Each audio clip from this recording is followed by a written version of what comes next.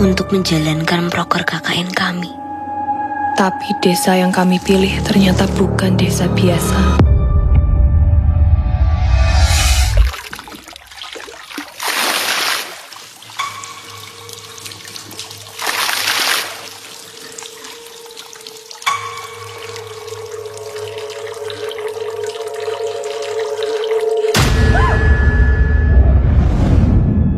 Yang terjadi selanjutnya benar-benar di luar dugaan kami. KKN ini tidak berjalan seperti yang kami harapkan. Buat kalian yang nggak tahu KKN itu apa, KKN itu kuliah kerja nyata, alias bisa dibilang seperti kalian lagi magang, tetapi ini kalian melakukan proyek kerja yang dimana nanti proyek itu akan berguna untuk masyarakat lokal ataupun di desa itu. Dan disinilah kita akan membahas perjalanan dari 6 orang mahasiswa yang akan melakukan program KKN mereka di Desa Penari, tepatnya di daerah Banyuwangi, di Rowobayu, daerah Jawa Timur. So, kita langsung masuk ke dalam filmnya yang dibuka dengan adegan percakapan antara Nur dan juga Ayu yang sedang berdiskusi untuk menentukan tempat ataupun desa untuk program KKN mereka nanti nih. Dan ada usul dari Ayu bahwa Desa Penari inilah yang tepat untuk menjadi tempat KKN mereka nanti. Singkat cerita, Ayu dan Nur pun memutuskan untuk survei langsung nih ke Desa Penari ditemani oleh kakaknya Ayu yang bernama Ilham. Dan di saat mereka mau melakukan survei selama perjalanan, Nur ini tiba-tiba merasa ada yang janggal aja gitu. Karena Nur ini orangnya sensitif banget dengan hal-hal mistis, jadinya ya dia merasakan ada hal-hal yang gak enak lah untuk Desa Penari. Bahkan ia sempat berargumen dengan Ayu, kayaknya jangan Desa Penari deh, kita cari desa lain aja. Tetapi Ayu ini entah mengapa tetap kekeh untuk melakukan KKN mereka di Desa Penari ini. Sesampainya di sana, mereka pun berjumpa dengan kepala desa yang bernama Pak Prabu, dan disinilah kakaknya Ayu yang bernama Ilham tadi bernegosiasi dengan Pak Prabu untuk mengizinkan mereka semua melakukan program KKN-nya di Desa Penari tersebut. Tetapi awalnya sih Pak Prabu ini udah melarang mereka ya, jangan di sini, di tempat lain aja. Cuman ya karena negosiasi itu akhirnya Pak Prabu pun menyetujui untuk mereka melakukan program KKN mereka di Desa Penari. Setelah mendapatkan izin dari kepala desa, singkat cerita Ayu ini lalu mengajak teman kelompok lainnya yang bernama Bima, Wahyu, Anton, dan juga Widya untuk ikut survei ke Desa Penari ini. Singkat cerita, satu kelompok mahasiswa ini pun pergi ke Desa Penari untuk memulai program KKN mereka. Tetapi sebelum memasuki Desa Penari, lagi-lagi Nur ini merasakan hal-hal mistis dengan melihat sesosok wanita penari yang diiringi dengan musik gamelan Jawa dan juga bau-bau yang aneh. Singkat cerita, sesampainya di Desa Penari, mereka semua pun disambut oleh kepala desa yaitu Pak Prabu, dan kemudian Pak Prabu ini mengajak mereka semua untuk berkeliling desa dan memberitahu tempat terlarang yang tidak boleh mereka pijak ataupun lewati, alias namanya itu Tapak Tilas. Di awal film ini Pak Prabu ini beralasan bahwa mungkin nanti mereka bisa tersesat kalau mereka melewati pembatas desa ini dan mereka tidak bisa bertanggung jawab soal hal itu. Tetapi Nur dengan insting kuatnya ini merasakan ada hal yang aneh yang ditutupi oleh Pak Prabu. Dan lagi-lagi untuk kedua kalinya Nur melihat sesosok wanita penari tersebut di atas batu di dekatnya, dan disinilah awal mula malam petaka mereka semua dimulai di Desa Penari. Lalu bagaimanakah kelanjutan cerita dari film KKN di Desa Penari? Apakah mereka dapat menyelesaikan program KKN mereka dengan sukses di desa tersebut atau tidak dapat pulang dengan selamat dari Desa Penari?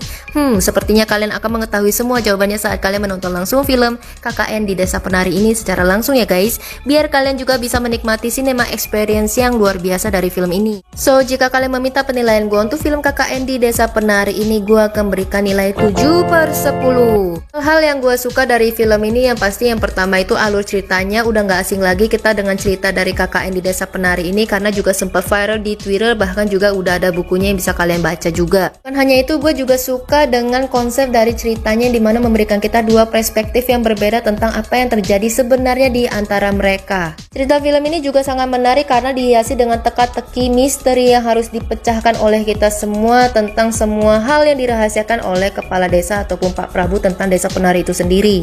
Dan gue juga cukup suka dengan plot twist yang ada di ending cerita pada filmnya juga nih guys. Secara visualisasi audio, gue cukup suka dengan pengambilan setiap adegan scene-nya. Untuk ukuran film horor Indonesia, gue bisa bilang visualisasinya sih cukup oke, nggak norak. Pemunculan jumpscare-nya sendiri gue juga cukup bisa menikmati alias nggak norak seperti film-film horor Indonesia pada umumnya. Dan juga gue suka dengan background audio yang digunakan untuk mengiringi keseraman dari ceritanya sendiri, seperti suara-suara gamelan Jawa yang sangat mendukung. Cukup cerdas juga untuk memanfaatkan suara audio air sebagai pendukung menciptakan momen keseraman pada film ini. Pada scene saat Widya mandi dengan memanfaatkan suara air tersebut makin mendukung aja suasana yang mencekam. Mengingat lokasinya ini di Desa Penari, tepatnya di Banyuwangi, gua rasa ini sangat mendukung untuk keseraman dari cerita film ini sendiri. Kemudian secara karakter, gua di sini suka banget dengan karakternya Widya yang diperani oleh Adinda Thomas. Karena ada beberapa adegan scene di mana nih setelah gue mencari faktanya Adinda Thomas badannya harus dililit ular seberat 20 kilo dan itu beneran membuat gue acungin jempol untuk totality actingnya di sini. Dan juga pas adegan scene saat Widya menari di tengah-tengah desa, menurut gue itu juga cukup menyeramkan sih. Kita beralih ke hal yang kurang gua suka, bahkan gak gua suka dari film ini. Seperti yang kita ketahui, logat Jawa Timur ini memiliki ciri khasnya sendiri yang dimana gak semua orang bisa menirunya dengan mudah, kecuali dia memang asli orang Jawa Timur. Dan seperti pada film ini yang terlihat banget seakan-akan dibuat-buat nih logatnya. Itu sih perasaan gua, entah bagaimana menurut kalian. Yang kedua, secara visual gua rasa pemunculan dari jumpscare-nya sendiri ataupun sosok-sosok yang mistis tersebut yang dilihat oleh Nur ini gua rasa masih cukup biasa banget. Kayak ya udah asal muncul diiringi dengan audio yang ngagetin, udah gitu aja. Kayaknya udah biasa banget. Padahal jika kita ingin menciptakan atmosfernya sesuai kisah nyatanya, lagi-lagi karena film ini diangkat dari kisah nyata, harusnya pemunculan jumpscare tersebut bisa dilakukan jauh lebih smooth agar kita merasakan sebagai penonton dengan atmosfer yang jauh lebih real pada film ini. Entah bagaimana gue jauh lebih seram saat membaca bukunya dengan imajinasi gue yang liar daripada saat menonton film ini langsung dengan adegan-adegan yang diperani oleh pemeran-pemerannya nih. Dan juga ekspresi dari pemeran-pemerannya yang dimana gua temukan di beberapa adegan scene itu kurang natural, jadinya menurut gua jalan cerita film ini sendiri berjalan terkesan dipaksakan juga. So, jika kalian bertanya layak atau nggak layak nggak sih nonton KKN di Desa Penari ini sebagai list nonton gua di bioskop, gua bisa bilang I highly recommended you to watch this movie, apalagi buat kalian semua yang udah pernah baca bukunya ataupun tweetnya yang viral dulu. Rasanya kurang aja jika kalian tidak menikmatinya dalam bentuk film. Ada value moral penting yang bisa kalian kutip dan kalian pelajari juga dari film KKN di Desa Penari ini, ya kalau kalian berkunjung di desa orang ya jangan sembarangan lah. Kayak gini lah akibatnya kalau kalian sembarangan.